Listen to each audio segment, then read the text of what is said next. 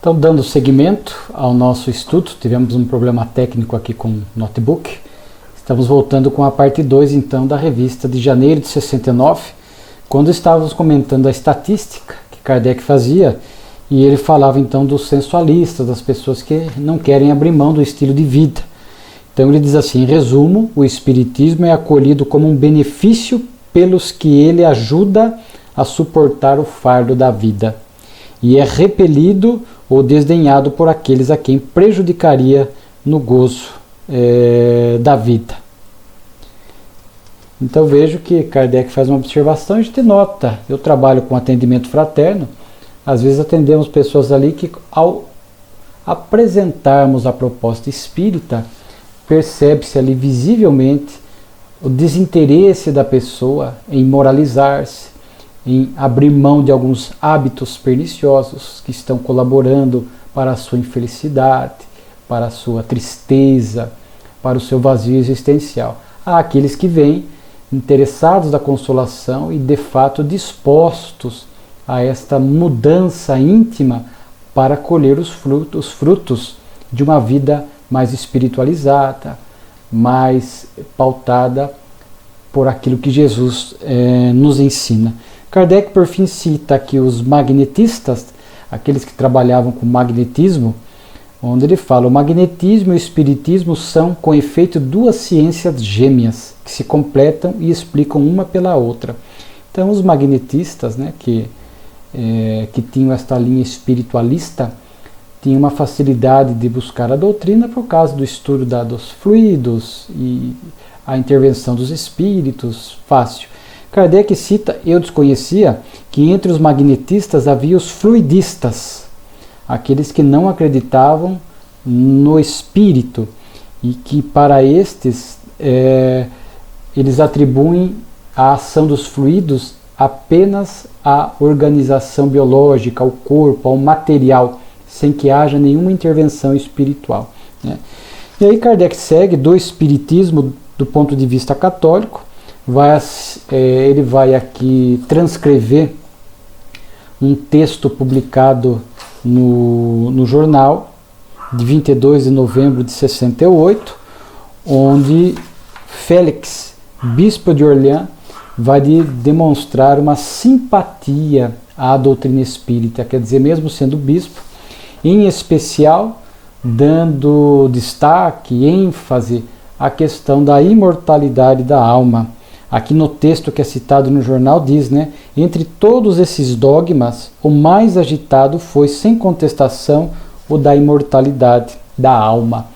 Então a gente percebe que naquela época era um contexto materialista imenso na Europa, na França, os incrédulos, descrentes, a todo o nosso querido Divaldo conta a questão do Deus sendo expulso do solo francês, faz uma retrospectiva histórica da Europa, da França, do materialismo, e a doutrina espírita, portanto, veio naquele momento adequado, trazendo agora, através de fatos, portanto, utilizando-se da metodologia científica, através da repetição de fatos, a intervenção dos espíritos, demonstrava a imortalidade da alma.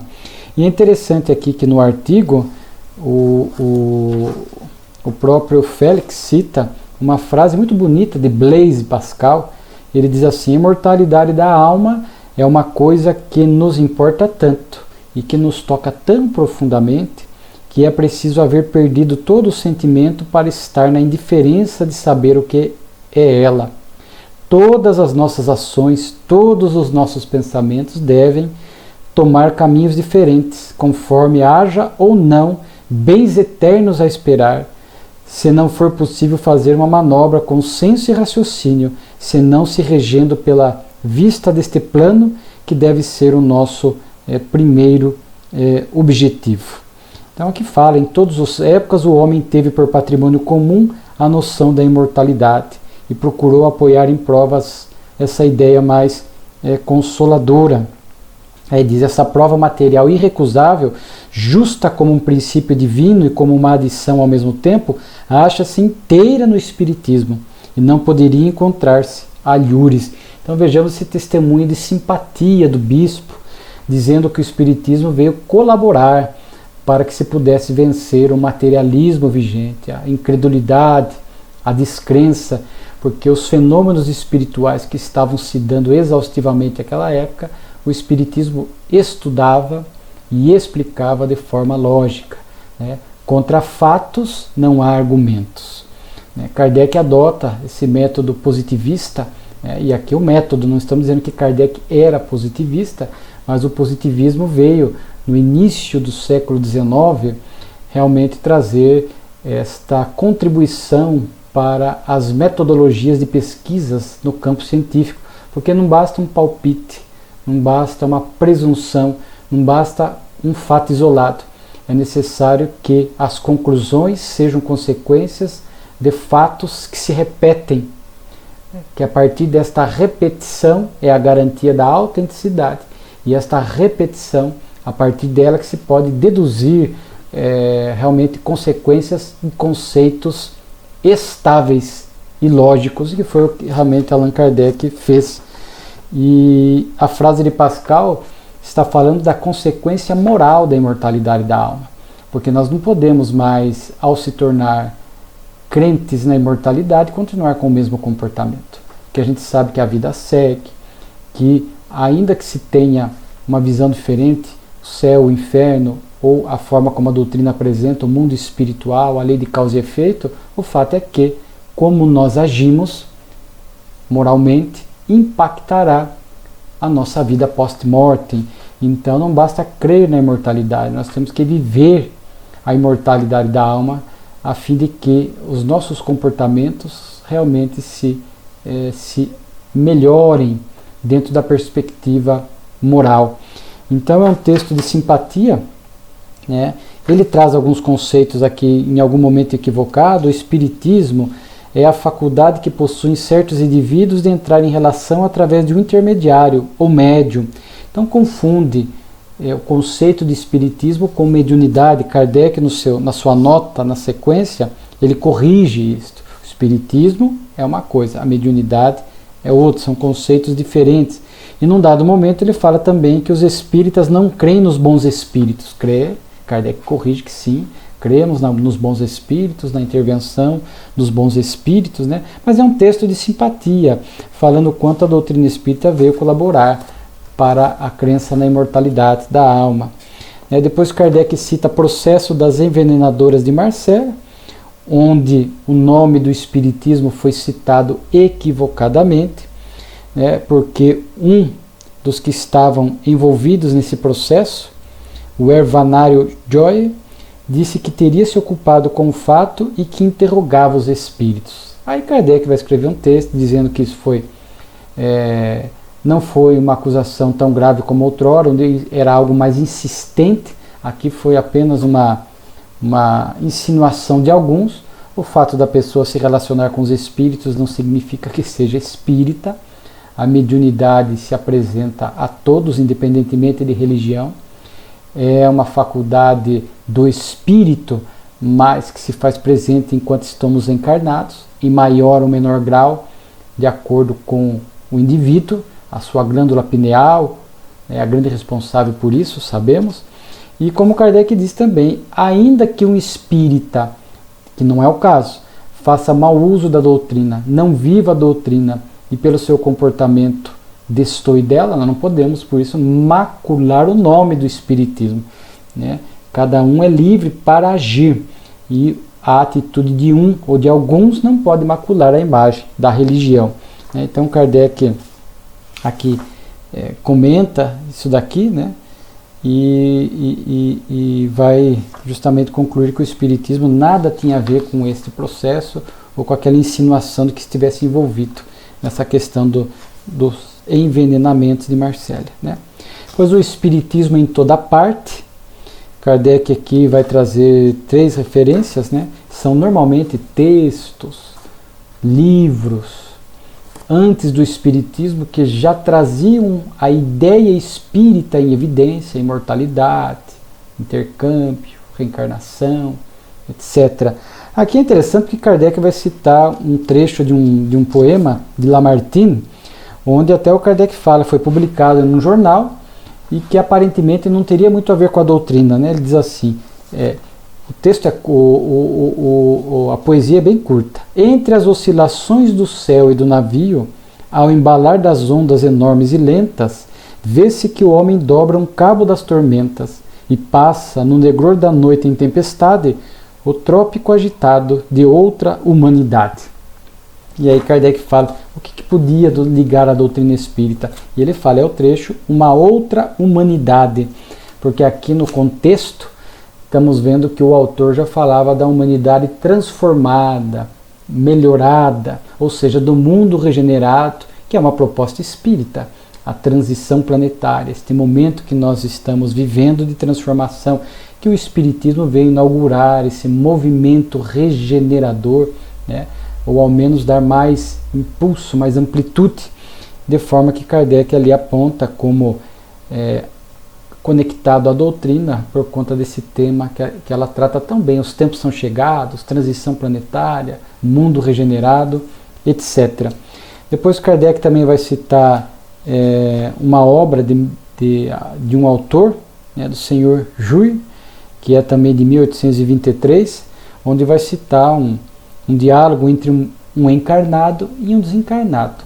Aqui, como está no livro, um vivo e um morto, falando, então, o espírito, né, o encarnado diz, que vejo, será possível? E o espírito, né, Madame de Staël, vai dizer, meu caro Victor, não vos alarmeis, e sem me interrogar sobre um prodígio cuja causa nenhum ser vivo poderia penetrar. Gozai comigo um momento de felicidade que a nós ambos proporciona esta aparição noturna. Vedes que há laços que a morte mesma não poderia partir. Então, sempre essa questão do contato dos espíritos com os encarnados, a manutenção da afetividade, dos laços de amizade que a morte não rompe, isso sempre foi muito inspirador para a literatura, para as artes, para a poesia, e Kardec citava. E Kardec traz aqui também Silvio Pellico, que é da obra desse escritor italiano também, extraído de Minhas Prisões, porque ele ficou um tempo preso, onde ele, aqui no livro ele conta o quanto ali preso, ele descreve a sensação que ele tinha de ter espíritos, alguém junto de si. Ele dizia assim, era uma verdadeira doença esse meu estado, não sei se eu devo dizer uma espécie de sonambulismo, parece que havia em mim dois homens, um que queria escrever continuadamente, outro que queria fazer outra coisa, noites terríveis, minha imaginação se exaltava, né? Várias vezes, trêmulo, tomei da luz e procurei se alguém não estaria escondido debaixo da cama e tal. Então, falando de uma presença espiritual ali com ele. E daí ele foi evocado na Sociedade de Paris e traz uma comunicação falando primeiro de Deus, né? Como é grande e poderoso esse Deus que os humanos apequenam sem cessar, querendo defini-lo, e como as mesquinhas paixões que lhe atribuímos são uma prova de nossa fraqueza e de nosso pouco adiantamento. Um Deus vingador, um Deus juiz carrasco. Não, tudo isto só existe na imaginação humana, incapaz de compreender o infinito. Sim, as leis do eterno são imutáveis, né? Ele vai falar, e aí vai falar um pouco dele, reconhecer os equívocos, e aqui mais uma vez a comprovação de quanto o espírito progride do mundo espiritual, arrepende-se, muda-se conceitos, né? Sim, governei os homens, fiz-los dobrar sob um jugo de ferro, eu os feri em suas afeições. Mais tarde, por minha vez, tive que me dobrar ao opressor. Fui privado das minhas afeições e de minha liberdade, fui preso. Mas como opressor da véspera pode tornar-se o liberal da manhã? Não vedes no curso de uma só vida uma mesma personalidade alternadamente dominadora e dominada? A mesma coisa acontece de uma existência a outra. Então ele fala deste progresso, né? Então é uma comunicação que ele traz aqui. Agora nós vamos entrar em variedades na revista. São duas histórias diferentes, mas com o mesmo ensinamento moral. Muito interessante. Vai falar de como, às vezes, os espíritos trazem determinadas provas e eles podem falir ou serem exitosos nessas provas.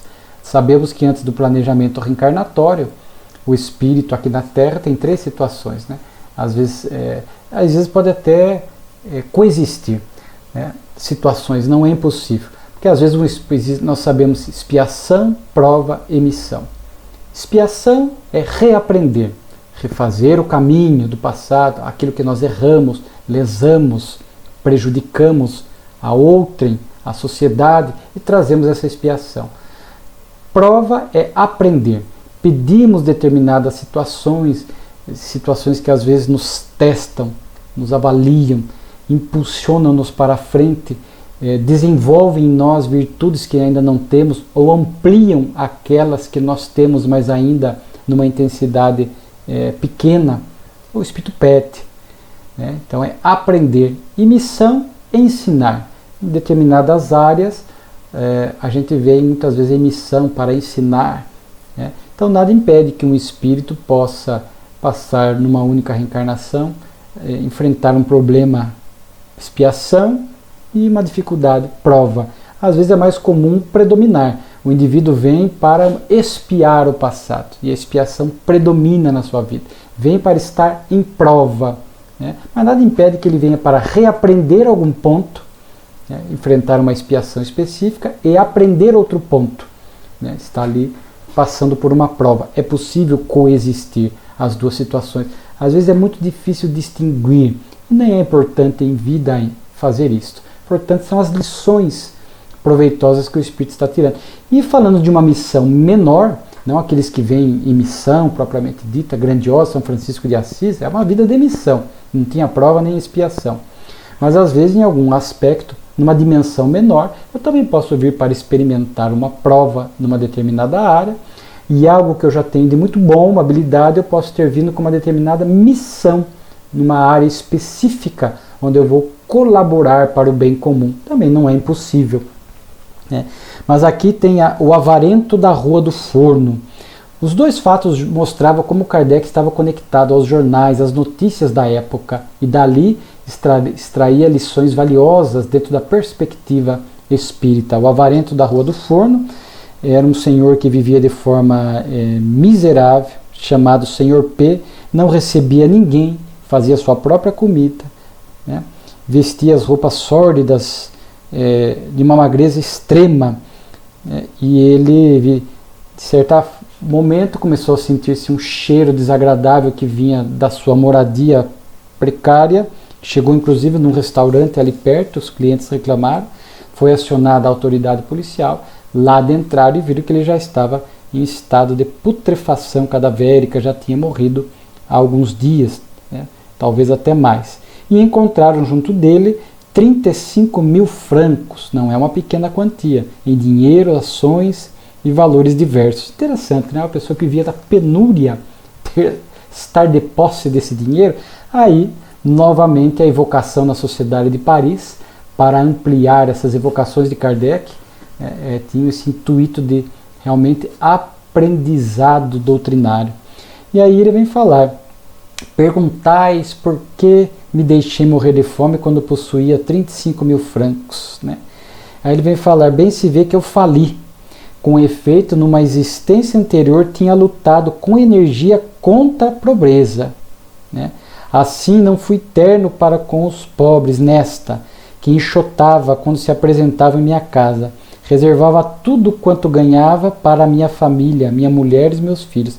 Escolhi para provação, nesta nova existência, ser sóbrio, moderado nos gastos e partilhar minha fortuna com os pobres, meus irmãos deserdados. Mantive a palavra? Vedes o contrário, porque fui muito sóbrio, temperante, mais que temperante, mas não fui caridoso. Aliviai meus sofrimentos. Vós conheceis os meios de tornar os sofrimentos meio pungente. Orai por vosso irmão que sofre e que deseja voltar a sofrer muito mais ainda. Piedade, meu Deus, piedade para o ser fraco que faliu, e para vós, senhores, compaixão por vosso irmão que se recomenda às preces. Então veja um caso, ele pediu passar por uma prova para ser mais comedido, gastar menos, porque ele já havia experimentado uma pobreza anterior e que o que ele juntasse, ele também destinaria aos pobres. Só que aí ele veio comedido em excesso, faliu. E ele, mesmo tendo dinheiro, fez essa opção de viver na pobreza, na miséria, não precisava chegar a este ponto. Ele vinha com esse compromisso de ser mais comedido para que pudesse juntar mais dinheiro, mas não para si, para fazer o bem ao próximo. Então nós vamos aprendendo com a doutrina espírita que nós respondemos não só pelo mal que fazemos, mas pelo bem que deixamos de fazer. Então vejo que existem provas assim muito curiosas. Então o espírito viu que faliu nesta prova, porque ele vinha para gastar menos, para lhe permitir mais sobras financeiras e com essas sobras ajudar o semelhante. Ele veio, viveu na pobreza, foi comedido em excesso, tinha dinheiro, mas foi egoísta, guardou para si e para a família. Então aqui um ponto interessante, a questão da omissão no bem, temos que tomar muito cuidado com isso. E a questão da família. Família é o nosso compromisso principal aqui na Terra, mas nós não podemos apenas viver em função dela. Não podemos apenas viver em função da família, perdão, e esquecer o nosso compromisso com a nossa família espiritual, com a humanidade. Muitas pessoas se aprisionam no lar, cuidam dos parentes próximos, consanguíneos, mas não se permitem esta vivência maior, praticando o bem comum à sociedade, aos pobres, um trabalho voluntário. E normalmente estamos aqui para ambos os compromissos. A família biológica, naturalmente, ali estão muitos dos espíritos com quem estamos reajustando, ou almas afins que voltam no mesmo lar para progredirmos juntos, continuar a nossa caminhada. Claro, ninguém está pedindo para fechar os olhos e a atenção para o lar, o lar doméstico, mas nós não podemos ficar presos ali. Há pessoas que só fazem o bem aos parentes, só se preocupam aqueles que são dos seus laços de sangue. E a visão da doutrina, por repetir Jesus, é um olhar da caridade mais amplo, que nós temos que cuidar da família, mas também cuidar dessa família maior, a humanidade, construir a nossa família espiritual.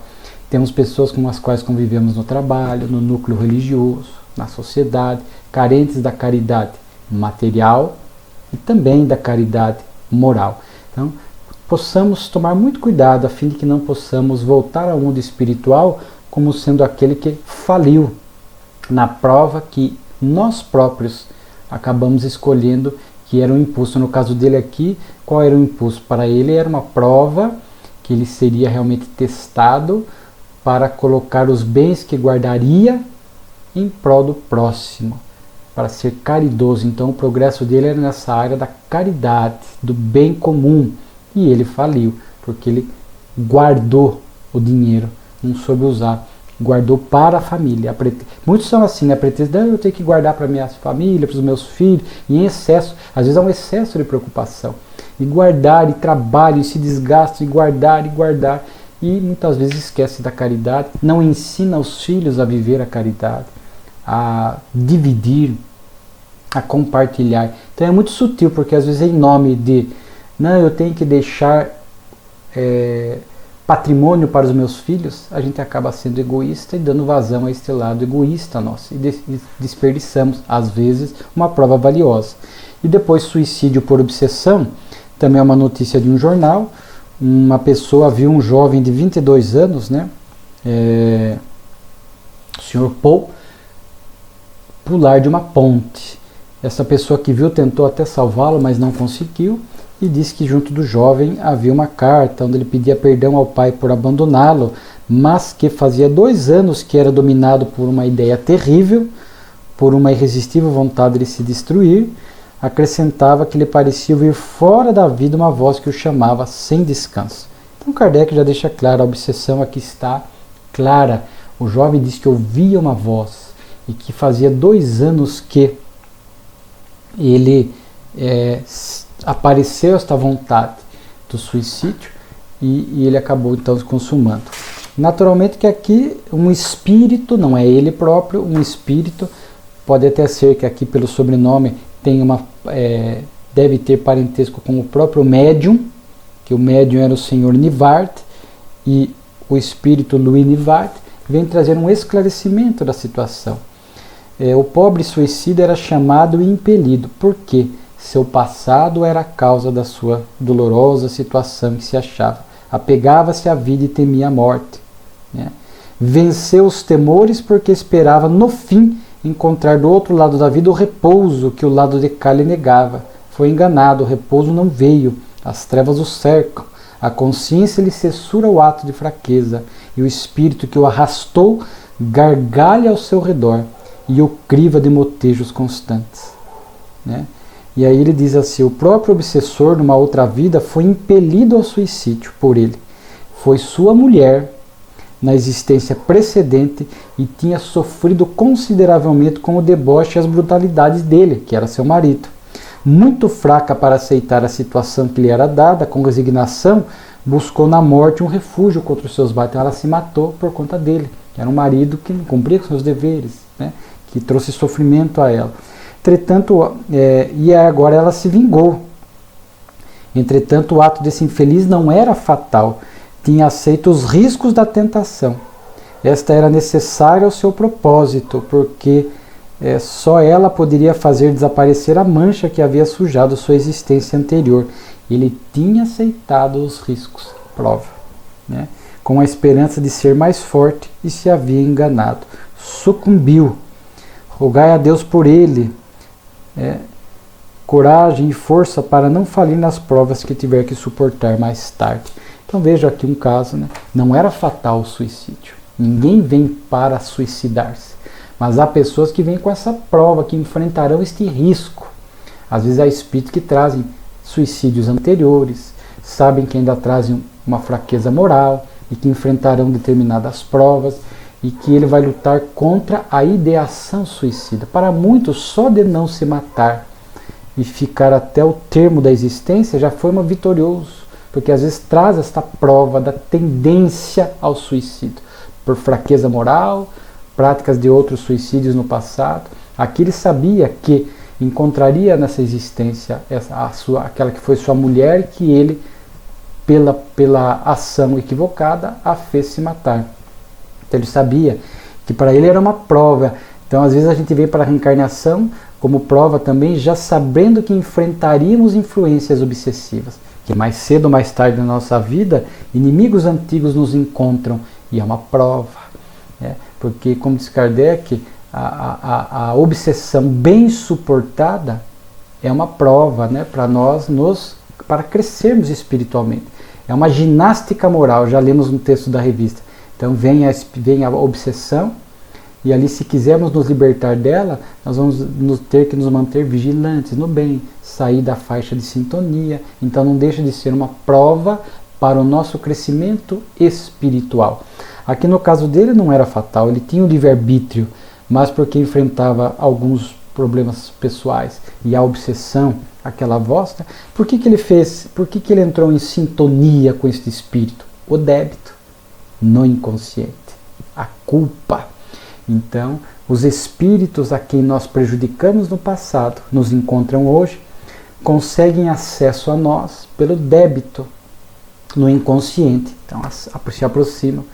E aí ele começou a ouvir vozes, começou há 2 anos ter esta ideação suicida para se livrar dos problemas, venceu os temores, porque esperava o fim encontrar do outro lado da vida o repouso que não vem. Né? Sabemos, à luz da doutrina espírita, que a grande problema dos suicidas é despertar do lado de lá, e o remorso, porque o desapontamento, porque a vida segue. Agravada agora pelo gesto praticado. Então, o problema segue. Então, a doutrina espírita é realmente as suas lições são preventivas à prática do suicídio, porque com a morte não se acabam as dores e os problemas, não se acaba a vida. O espírito desperta com as mesmas dificuldades, agora agravada pela consequência do gesto praticado. E vê-se ali que é muito importante a questão de saúde mental. né? Cuidar, o jovem passava por alguns problemas, aí entra em sintonia. Há um livro do André Trigueiro, de natureza, assim, o último capítulo fala de espiritismo, mas ele é mais jornalístico, estatístico, traz informações muito valiosas sobre suicídio, viver é a melhor opção, onde ele fala que, num relatório da Organização Mundial de Saúde de 2012, se não me falha a memória, 90% dos suicídios ou das tentativas estão relacionadas a problemas de saúde mental tratáveis e diagnosticáveis. Depressão, transtorno de humor, pânico, ansiedade, a esquizofrenia. Então, o cuidado que temos que ter, que temos de ter com a saúde mental. Não desdenharmos a nossa e a daqueles que convivem conosco. Estarmos muito atentos, acolher os familiares que têm problemáticas de saúde mental. O tratamento médico, o tratamento espiritual em conjunto, psicoterapia, o psiquiatra, a medicação, o tratamento espírita, o evangelho e os passes na casa espírita, o estudo, a leitura, a oração, o evangelho no lar, o acolhimento da família. Este olhar atento é muito importante. Temos vivido na atualidade um aumento do suicídio. Em obras póstumas, consta que neste período nós enfrentaríamos o aumento da loucura, no sentido perda de serenidade e de equilíbrio, os transtornos de saúde mental e a questão do suicídio, inclusive em crianças. Crianças são almas velhas que trazem seus conflitos, os seus dramas na intimidade. Então é um momento que a família tem que ter muito cuidado, este olhar de acolhedor, amoroso, atento à saúde mental daqueles que estão conosco e um olhar da própria saúde mental para que não possamos perder tempo. Quando necessitarmos, às vezes os problemas estão muito intensos, os desafios, buscarmos a medicina que está aí para nos dar um apoio, mas buscando também a parte espiritual, aquilo que a doutrina espírita nos oferece. Aí esse tratamento médico e espiritual nos ajudarão muito para que possamos seguir com equilíbrio. Aqui no caso, o obsessor se compromete? Se compromete. O obsessor aqui volta, fica como se fosse um homicida diante das leis de Deus, né? Então, muitos casos de suicídio, quando a pessoa começa a acalentar a ideia do suicídio, da tristeza profunda, às vezes não é uma ideia direta, às vezes que vontade de desaparecer da vida, que vontade de sumir, o desgosto pela vida, a tristeza. Naturalmente que espíritos afins se aproximam, seja pelo nosso passado, desejo de vingança, seja por lei de sintonia, por afinidade. E às vezes ali fomentarão esta prática do suicídio, que nunca é fatal. Nós sempre temos o livre-arbítrio e as possibilidades de nos libertar da ação perniciosa dos espíritos e nos libertar desta ideação suicida, mas exigindo de nós esforços morais para que possamos nos libertar disso tudo, né? Recomendo também a obra Memórias de um Suicida, sempre, né, de Ivone do Amaral Pereira, e no Livro dos Espíritos, questão 943 a 957, cuida desse tema. E a primeira questão aqui, a 943, ela é muito importante. De onde vem o desgosto pela vida? E os Espíritos respondem: efeito da ociosidade, né? A falta de fé e da saciedade, né? Então, às vezes a saciedade é o tédio, né? A pessoa está saciada, busca no material as coisas e o material vem, compra uma coisa, daqui a pouco quer outra, deseja outra, almeja outra. Então vem uma saciedade, porque as questões materiais não preenchem as necessidades da alma. Então vem essa saciedade, essa desnutrição espiritual, né? A ociosidade, aquelas pessoas muito ociosas, muito vazias, e a falta de fé, né? E junto com tudo isso, as questões obsessivas, as questões complexas da vida moderna, as questões de saúde mental. Então são momentos de muita atenção nesse tópico. E por fim, dissertações espíritas são que duas comunicações na área da arte. Primeira, as artes e o espiritismo, onde um artista, o espírito, provavelmente Louis-Joseph Ducourtin, né, que foi